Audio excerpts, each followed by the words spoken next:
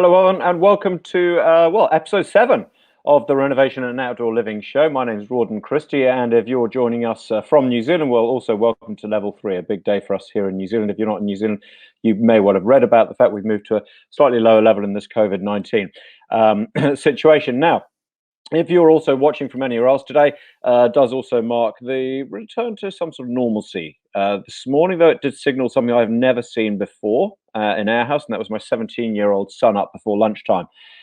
In fact, he was up at 4 o'clock this morning.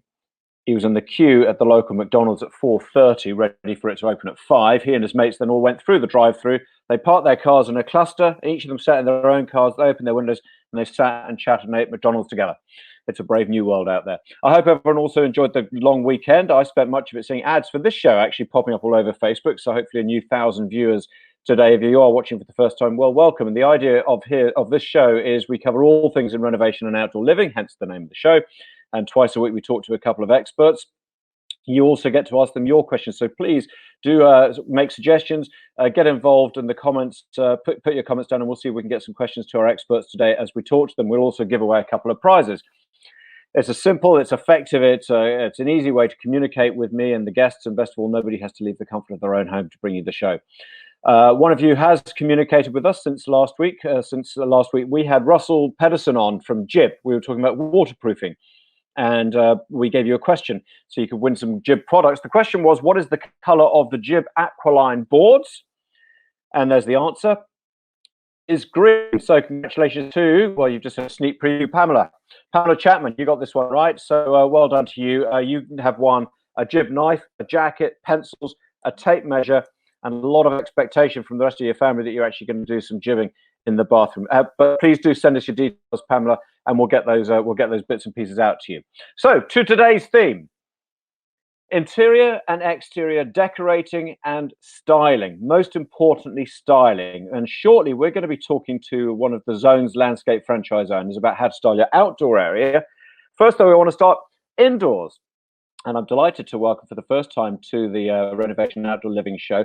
We've got Natalie Hewitson, who's come on, and she's an Auckland-based interior designer who works with Sojo Design. And she says the best designs solve problems, invite conversation, are functional, and ultimately, and Natalie, I guess this is the absolute key, is it not? They make you feel good. Good to see you. How are you going? Good, thank you. How are you? Yeah, very well indeed. Lovely to see you. Of course, we're now going to be judging everything we can see behind you for Yes. interior design. So you've done a really good job actually to keep it as straightforward as possible, so we can't make any judgments. But we might get you to put your camera around later for the mess of your room. No. So, just out of interest, how do you become an interior designer? It's always interesting. Do you just have a great eye, a great taste? You do an amazing job in your own home, and then everyone says, "Can you help me with mine?" And then it develops into a career? I mean, naturally, yeah. No, there's definitely an element to that. For me personally, I've just always worked in creative industries. So I started off in theatre with set and lighting design. Then I kind of progressed to photography, graphic design, kind of dabbled a little bit everywhere. But my passions have always been with interiors. And I think that was kind of evident with a lot of people. Like through my life, everyone was always just, oh, you should do this, come to my house, sort out my lounge. So yeah, I retrained and now I do it for a living, and it's it's quite clever, isn't it? Actually get people to pay you for the advice you've probably given away for free for years. But and everyone of course has an emotional attachment to interior design because we all have interiors and we'd all love to have these wonderfully, beautifully presented homes. Are there basic principles we should stick to?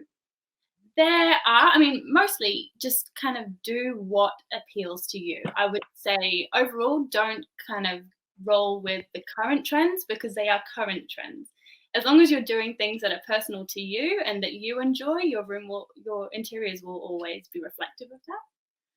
But for someone like me, let's say who, however creative I think I'm being, it just never quite works. So I do need the guidance of knowing that. I mean, we'll start by talking about, let's say, surfaces, okay? So when you've got a surface, how do you make it sing or work? Talk me through this.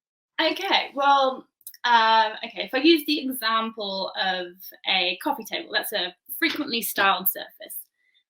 So it's the center of your lounge. and it's the focal point of the lounge, really.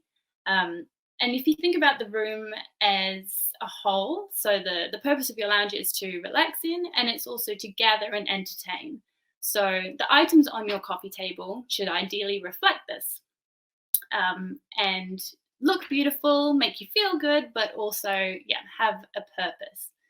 So to style a coffee table, we might use a small group of 3 or 5 items, always odd numbers. It's just got a bit more of an organic feel to it. And yeah, those 3 items, for example, would work together, start conversation, and tie the whole room together. They might be colors brought in from artwork that you have on the walls or cushions that you have on the couch. They're the jewelry. It's the jewelry to your outfit.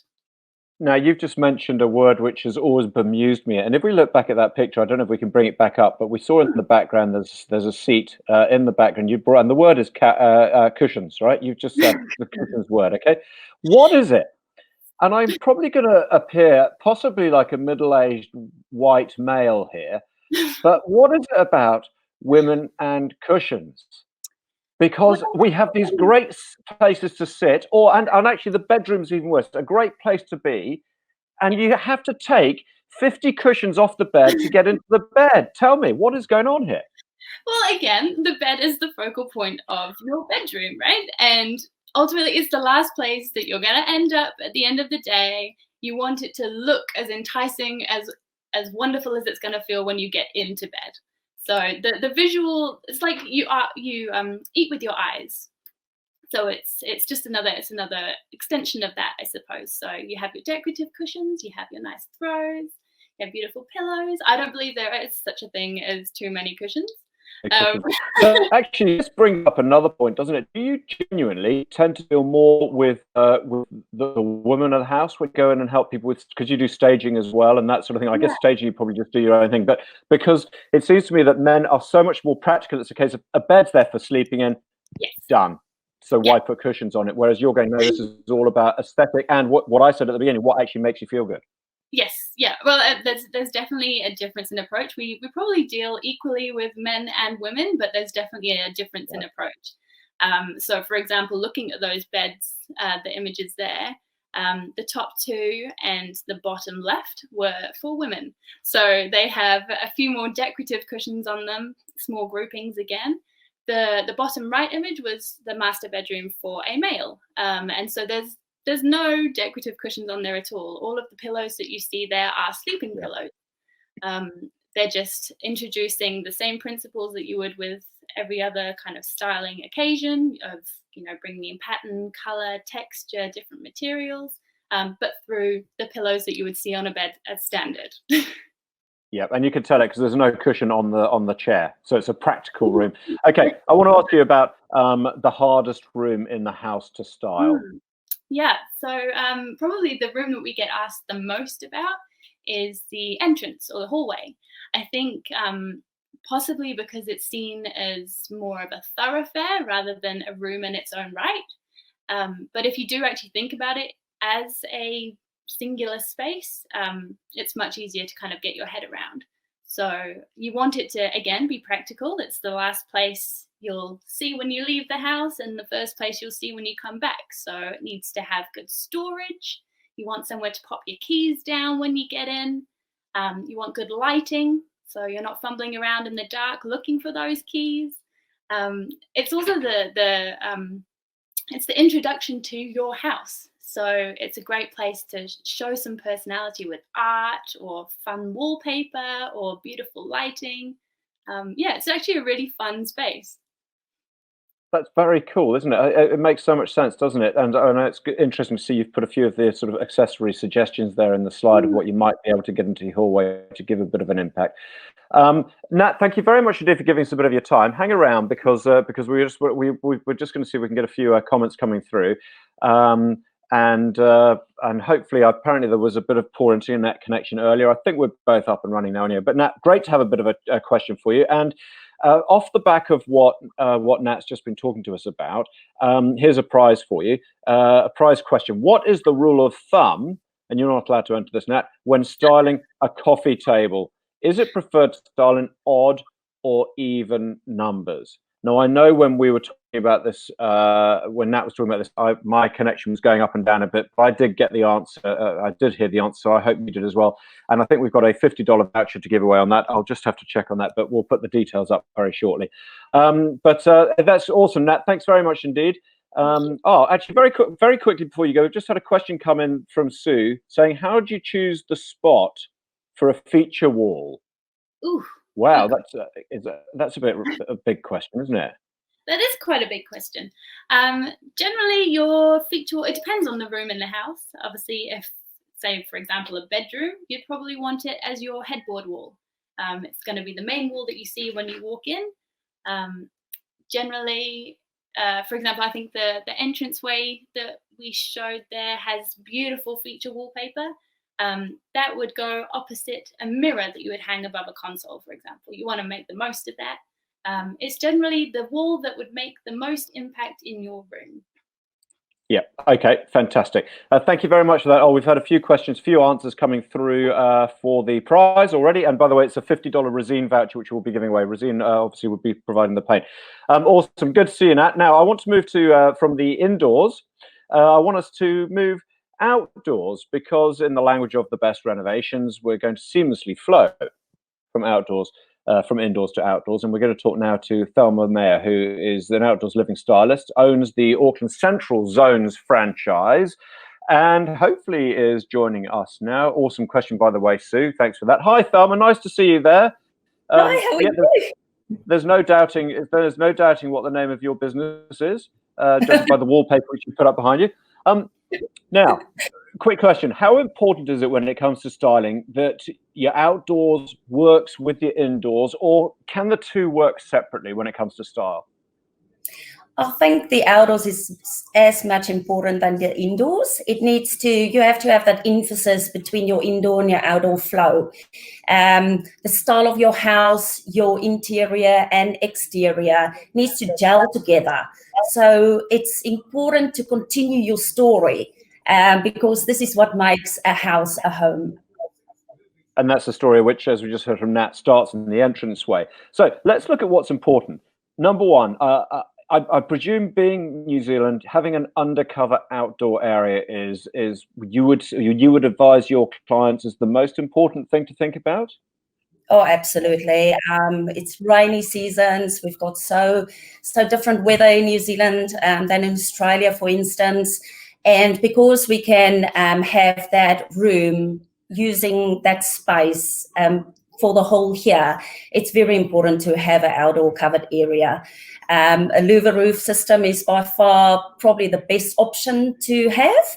And it's great to have an undercover area that, and you can complement that actually with a pergola area as well, to have natural light and have the sun when it's sunny, and have a little bit more flexible furniture in that space that's a little bit more informal, like, just a little lower to the ground, bean bags. Whereas the undercover area, when it's watertight, you can use anything. It's incredible what you can style it with in that area. You can open, obviously, the blade so you can have natural light.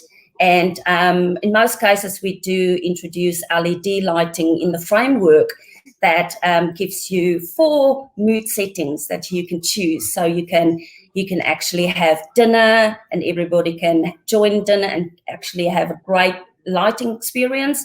And you can tone it down when you have a glass of wine or a cuppa, just as, the mood swings.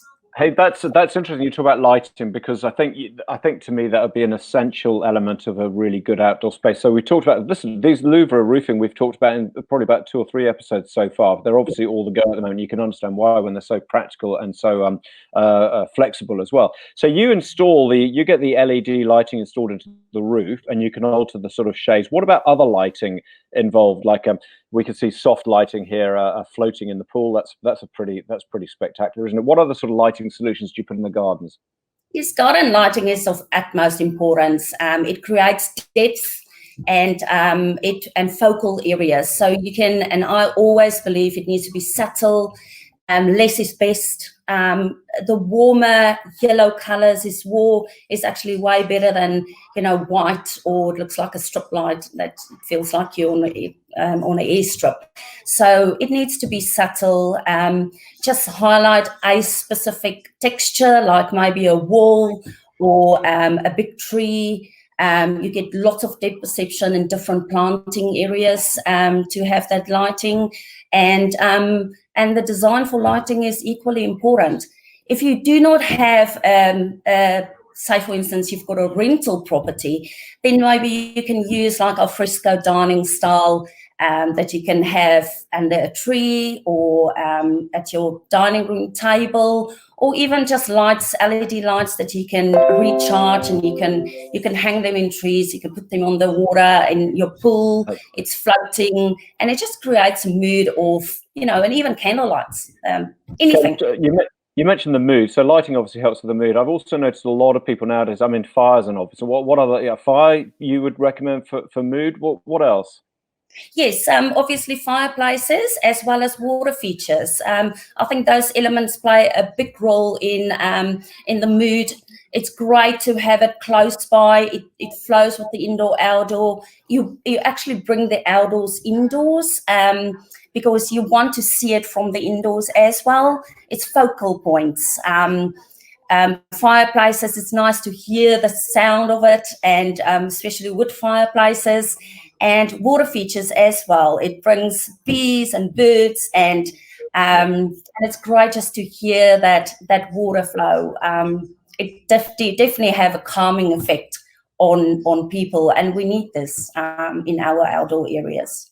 You mentioned earlier about different types of seating. So obviously, if you've got a covered area and it's watertight, you have a lot of options. But what sort of seating options should you go for, rather than? I mean, obviously, you can go for just sort of out today. But if you did hear that, Thelma, what sort of seating options would you recommend?